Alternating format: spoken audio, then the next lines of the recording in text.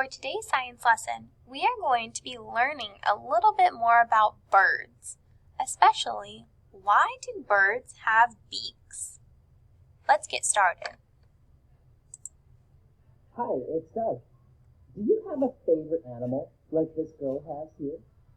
Sometimes people ask me what my favorite animal is, and it's always so hard for me to say.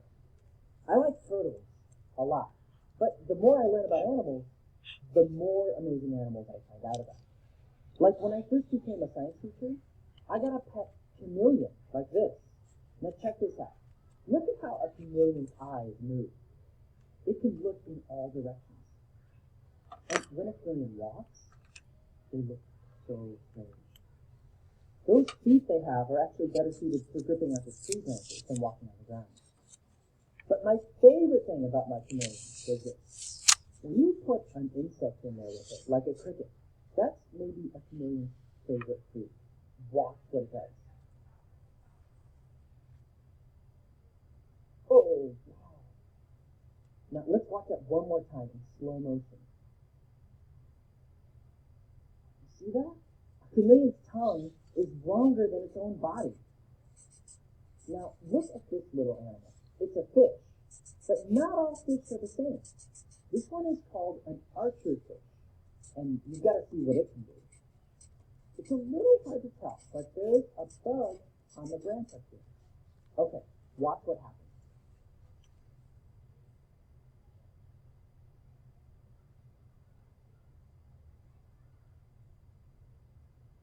Oh, did you see that?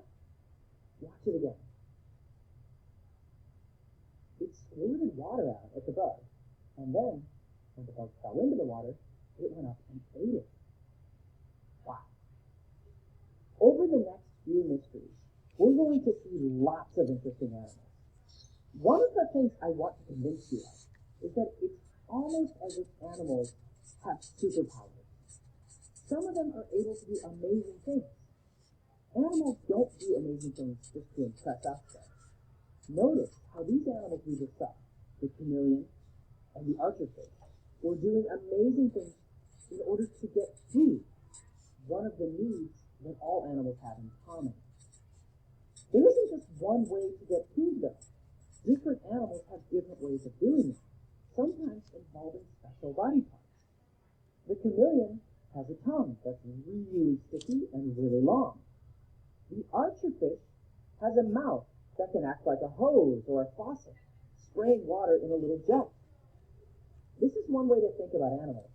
Whenever you see an animal, ask yourself, does it have any special parts it uses to get food? Let's look at a few other animals and see what parts they use.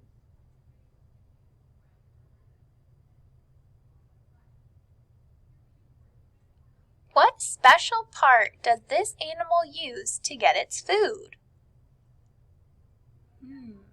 So here we see an elephant, and we see it's using its, do you know what that's called? Its trunk to help them get the food. The trunk is helping them rip off and bring to the mouth. What about this fish? What special part does this animal use to get its food? Watch the fish's mouth.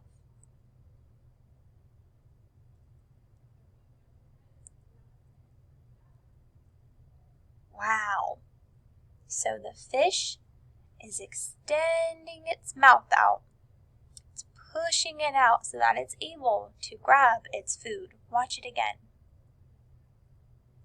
It stretches out far to grab its food. So it's using a special part of its mouth. And here we see a monkey. What special parts does this monkey use to get its food? Watch how it eats. What is it using to help them eat? We can see that this monkey is using its small hands to bring the food to its mouth. Who else uses these kinds of hands or uses their hands to eat?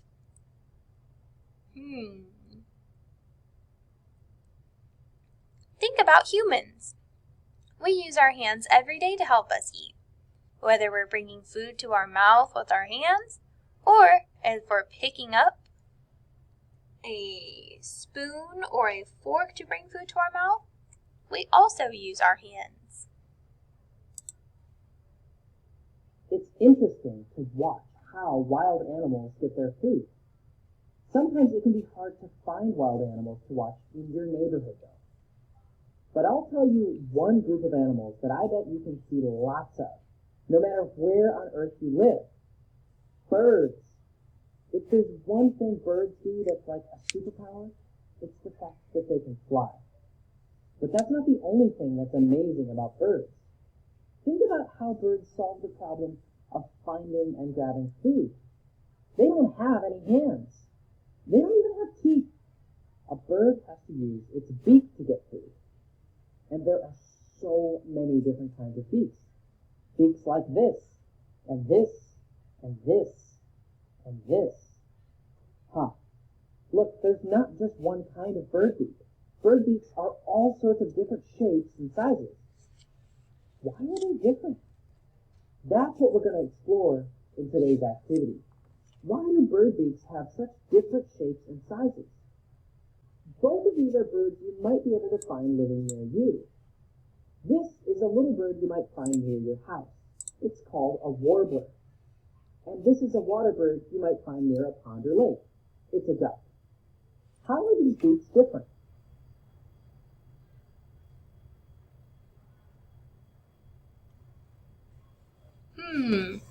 How are these bird beaks different? Look at their shapes and even their colors. The duck beak is much wider than the small beak here. This beak is also pointed, and the duck beak is not. Lots of small birds have narrow, pointed beaks like this. These beaks act like tweezers, picking something small out of a crowded space. Beaks like these are really good at getting seeds out of a bunch of rocks, like these crows are doing here. Or this bird, it uses its small pointed beak to pick insects off of the ground. Or check out this bird. It's a finch. It uses its beak to pick seeds off of this plant. So these beaks are good at picking small bits of food out of a crowded space. What about the other beak shape we tried in the activity? The beak that ducks have. It's a wide, scoop-like beak. It's hard for this beak to pick seeds out of a bunch of rocks. But that doesn't mean that this isn't a good beak. This beak is just good at something else. Did you get your paper duck beak to scoop up lots of food at once, like this? Well, that's what a duck beak is good for. If you watch ducks eat, you can see that they use their beaks like a spoon. They can scoop up lots of plants on the water all at once. Here are some ducks eating out of a bowl, almost like eating cereal. These birds don't mind if they accidentally scoop up some of the water too. They'll just drink that. It's kind of like how we eat cereal. We use a spoon to scoop it up. You're okay with having a little milk in there. But imagine trying to eat cereal with a pair of tweezers. Now that'd be silly. So, duck beaks are good at some things, and warbler beaks are good at other things. The shape and size of a bird's beak tells you something about how the beak works. You can look at a bird's beak and make a pretty good guess about what a bird eats. Warblers pick insects or seeds with their beaks, like a pair of tweezers. Ducks scoop up pond plants, like a spoon. But these aren't the only kinds of beaks. Look at the beak of this, a pelican. What is the shape and size of its beak tell you about what it eats? Well, let's watch. Here's a person throwing a fish to a pelican. Whoa, did you see that? Or check this out. Here's a pelican diving its head into the water. Watch what it does.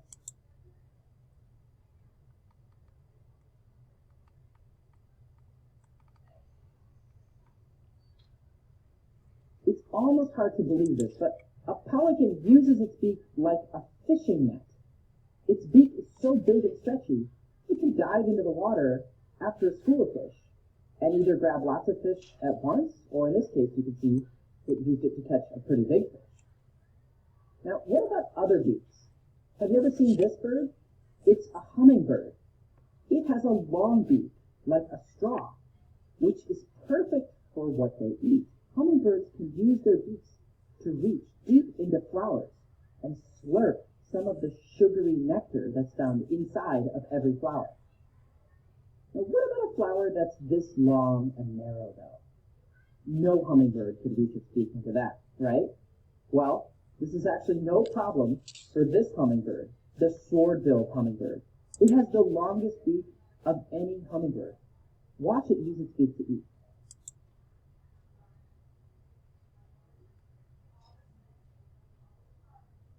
And there are even more types of bird beaks you can find when you go look for birds. We'll give you some tips in the extras for ideas of what to look for. Have fun and stay curious. Now, let's watch and see how a real live hummingbird drinks in slow motion. Are you ready? Pay close attention to its mouth.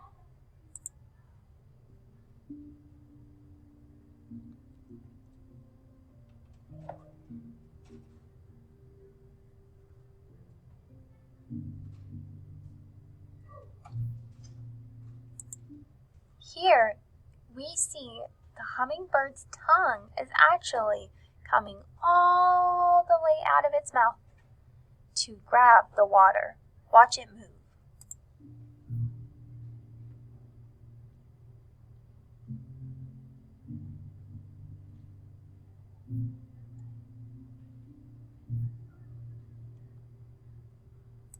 Here we can see it move again. So this is its beak, and it's pushing out its tongue to grab all of this water here.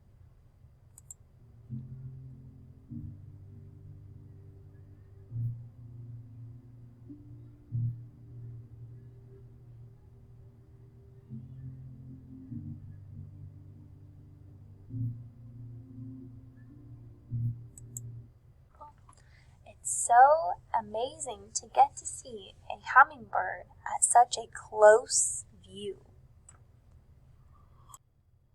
So maybe the next time that you see a bird outside, in your yard, or even in the sky, think about what kind of beak do you think they have, and how are they able to use it? I will see you next time for our next science lesson. Bye!